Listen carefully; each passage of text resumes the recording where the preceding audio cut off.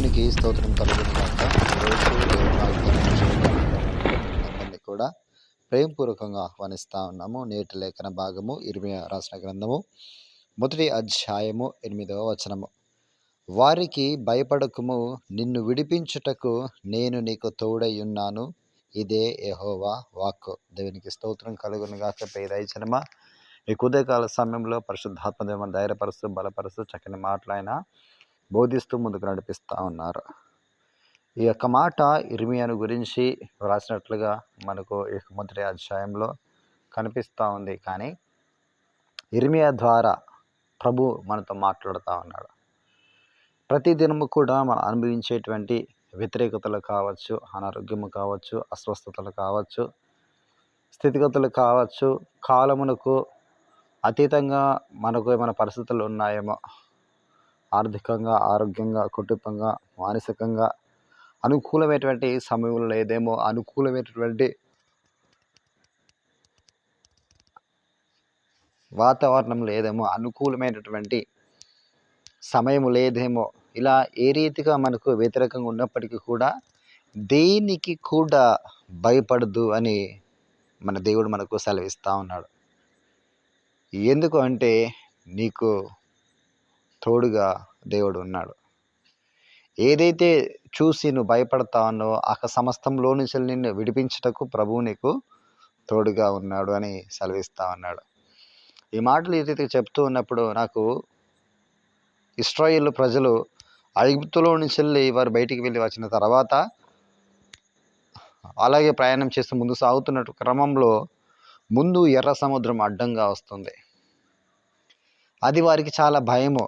ఎందుకు భయము అంటే ఊరికినే సముద్రం ఉంటే ఏదో రకంగా బ్రతికేయచ్చులే, కానీ ఏదో రకంగా దాటేయచ్చులే, కానీ వెనుక చూస్తే ఫరో సైన్యము, వెనుక చూస్తే ఫరో సైన్యము తన రథములను వేసుకొని, తన సైన్యాన్ని వేసుకొని ఆయన ఆ రీతిగా వస్తుంటే ప్రజలందరూ కూడా ఎంతో భయాందోళన చెంది, అయ్యా మాకు ఐగుప్తులో సమాధులకు స్థలము లేదని నువ్వు ఇక్కడ తీసుకొస్తా ఉన్నావని ఎన్ని రకాలుగా మరి మోషే పైన సనిగారో, మాట్లాడారో, దేవునిపై మాటలు వారు వెదజల్లారు. అప్పటి వరకు 10 తెగుళ్ళు ఐగుప్తులు చూశారు, దేవుని మహాశక్తిని చూశారు. కానీ ఒక మారు ముందు ఒక సమస్య, వెనుకల ఒక సమస్య వచ్చేసరికి దేవుడు చేసిన కార్యములన్నీ కూడా వారు మర్చిపోవడం జరిగింది. కానీ నమ్మకం ఉంచినటువంటి మోషే, దేవుని చేత ఎన్నుకోబడినటువంటి మోషే దేవునికి ప్రార్థన చేయడం ప్రారంభించాడు. తత్ఫలితంగా ప్రభువు తనతో మాట్లాడి తన కర్రను సముద్రపు చూపమన్నప్పుడు ఆ కర్ర సముద్రపు చూపినప్పుడు ఎర్ర సముద్రము 2 పాయలుగా మార్చివేయబడింది. అప్పటి వరకు శత్రువులు రాకుండా ముందు అప్పటి వరకు ఇశ్రాయేలు ప్రజలకు వెళుతున్నటువంటి దూత రాత్రికాల సమయంలో వెనుకకు మళ్ళీ ఇశ్రాయేల్ వెనుకటి భాగమును అది మోహరించింది. ఐగుప్తు సైన్యం ముందుకు రాకున్నట్లుగా, అలాగే అగ్ని స్తంభము కూడా వారిని అయోమయము చేసి, గందరగోళము చేసి, వారి రథచక్రములు ఊడిపోయేటట్లుగా చేసి, వారి కష్టతనం మీద దాన్ని తోలినట్లుగా దీనికి వాక్యం సెలవిస్తూ ఉంది. రాత్రికాల సమయము, వెలుగున్న సమయంలో మనకి ఏదైనా చేయవచ్చు, పారిపోవడానికి ఏదో చేసుకోవచ్చు. కానీ ఆ చీకట్లో ఆ రాత్రికాల సమయం ముందు విపత్కరమైనటువంటి పరిస్థితి. ఆ రాత్రి వారికి ఏ రీతిగా గడిచిందో కానీ ఒక అద్భుతమైన రాత్రిగా ఆ ఎర్ర సముద్రం చరిత్ర ఉంది. ప్రభు చేసేటువంటి కార్యములు మన ఊహకు అందనివి. మనకు మించిన కార్యములు ప్రభు చేయటకు శక్తిమంతుడిగా ఉన్నాడు. అయితే ఈరోజు మనం దేని చేసి మనం భయపడతా ఉన్నామో దాన్ని చూసి నువ్వు భయపడనక్కర్లేదు అని ప్రభు మనతో మాట్లాడుతూ ఉన్నాడు. వ్యతిరేకమైన సమయం కావచ్చు, వ్యతిరేక పరిస్థితులు కావచ్చు, వ్యతిరేకమైన వాతావరణం కావచ్చు, వ్యతిరేకమైనటువంటి పరిస్థితులు కావచ్చు, అది ఏ స్థితి అయినా కూడా దాన్ని మార్చుటకు దేవుడు నీకు తోడుగా ఉన్నాడు. ఎర్ర సముద్రం 2 పాయలవుతుందని ఇశ్రాయేలు ప్రజలు కాదు కదా, మోషే కూడా అనుకోలేదు అక్కడ. కానీ దేవుడు ఆ కార్యమును జరిగించినాడు. ఈరోజు నీ జీవితంలో ఏ కార్యం జరగదు, ఇది కాదు అది అనుకుంటున్నావో అది చేయుటకు ఆయన నిశ్చయంగా ఒక శక్తిమంతుడుగా ఉన్నాడు. దేనికి స్తోత్రం కలుగును గాక. ఇంతకాలం నేను కూడా మరి కొన్ని దినములైతే ఒక ప్రాంతానికి వెళ్ళాలి. అది వెళ్ళేటువంటి క్రమంలో నాకు అర్జెంట్‌గా ఇక్కడ చాలా పనులున్నాయి. అవన్నీ నేను కంపల్సరీగా ఉండాలి, చేయాలి. దీని విషయంలో అనేక రీతిలో బాధపడతా ఉన్నాము. కానీ ఈరోజు గడిచిన దినం నాకు ఒక విషయం తెలిసింది. ఏంటంటే, మనం వెళ్ళేటువంటి యొక్క కార్యము పోస్ట్‌పోన్ అవుతుందేమో అన్న ఒక మాట వినంగానే నేను ప్రభువుని ఎంతగానో స్తుతించి, ఎంతగానో ఘనపరిచి, నన్ను ఎంతగానో మహిమపరిచి ఉన్నాను. నాకు ఎమ్మటే ఇక వాక్యం గుర్తుకొచ్చింది. అందుకే ఇదే వాక్యం చేస్తా ఉన్నాను. దేవునికి మహిమ కలుగును గాక. వ్యతిరేకమైన ప్రతి పరిస్థితి కూడా, ముందుగా ఫిక్స్ అయిపోయిన ప్రతి పరిస్థితులు కూడా మన కొరకు ఆయన మార్చుటకు శక్తిమంతుడుగా ఉన్నాడు. ఆమేన్. హల్లెలూయా! దేవునికి ఏమిచ్చి కూడా మన రుణమును తీర్చుకోలేము. ఆయన మహాకార్యములు చేయ దేవుడుగా ఉన్నాడు. ఈరోజు నీ జీవితంలో కూడా ఏది అసాధ్యంగా ఉందో, ఏ పరిస్థితులకు వ్యతిరేకంగా పనిచేస్తా ఉన్నా కూడా దేనికి నువ్వు భయపడ్డానికి వీళ్ళు, ఎందుకంటే నిన్ను తప్పించే దేవుడు నీ పక్షాన ఉన్నాడు. కాబట్టి ఇప్పుడు దయజన్మ అధైర్యం చెందక ధైర్యం కలిగి మనం ముందుకు సాగుదాం.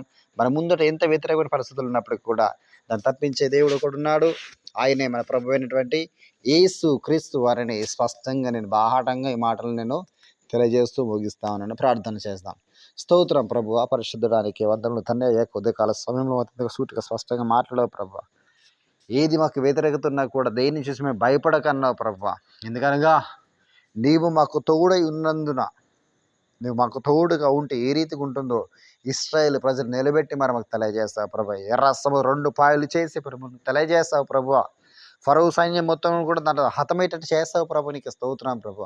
ఒక సమస్య వెనకాల ప్రభు గొప్ప ఆశీర్వాదం, ఒక విడుదల, ఒక విమోచన ఉంది ప్రభు. నీకు వందనం తెలియజేసిన ప్రభువా. ఈరోజు నీ బిడ్డలు కూడా నా తండ్రి ఏ విపత్కర పరిస్థితుల్లో ఉన్నారు తండ్రి, వ్యతిరేక పరిస్థితులు ఉన్నారు నా తండ్రి. దేని చూసి భయాందోళన చెందుతున్నారు తండ్రి.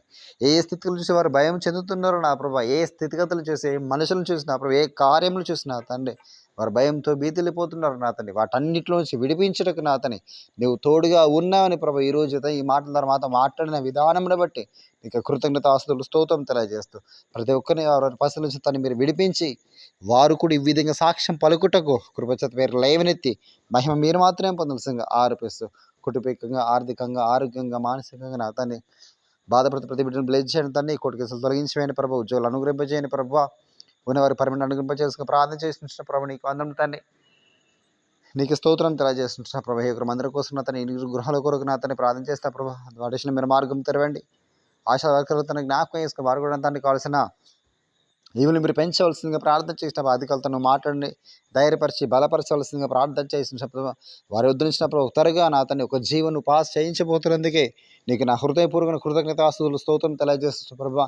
నువ్వు గొప్పవాడ ప్రభా, పరిశుద్ధుడ ప్రభా, సర్వోన్నత ప్రభా, సకల ఆశీర్వాదాలకు కారణభూతులు నీవు ఉంటుండగా నా అతన్ని ఆ కారణం చేయబోతున్నందుకే నీకు మరోసారి ప్రభు నీకు నా హృదయపూర్వకమైన తన కృతజ్ఞత స్థుతులు స్తోత్రం తెలియజేస్తాను. ఇలాగే నా అతనే ప్రతి కార్యం కూడా నా అతన్ని జరిగించిన ఎవరికి ఏదో అక్కడ కొంత అవసరం నా అతన్ని తగిన సమయం వరకు అనుగ్రహింపజేసి మహిమ మీరు మాత్రమే పొందగలను ఆరోపిస్తూ తన ఈ పరిశ్రమని హస్తాలకి అప్పచెప్పుకుంటూ యేసు క్రీస్తు వారి పేరట అడిగి వేడుకుంటున్నాము పరమ తండ్రి. Amen, amen, amen. God bless you. దీన్ని అందరూ దీవించి ఆశీర్వదించును గాక.